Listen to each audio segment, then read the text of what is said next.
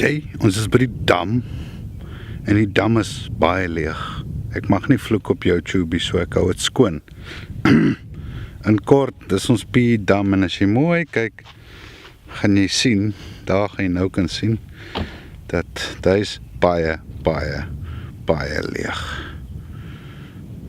So ja, hartseer, but that's life.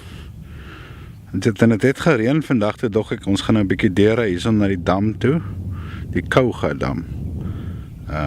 Want ons het niks anders te gehad om te doen nie, en dis lekker om hier na toe te ry, want is stil, en is rustig. En kom by die dam aan, en is net heeltemal leeg. So ja, daar is die damwal, hy is baie leeg. Toe ons laasie was, het hy oorgeloop. Die vorige keer toe ons hier was hy so in die helfte gewees, so ja.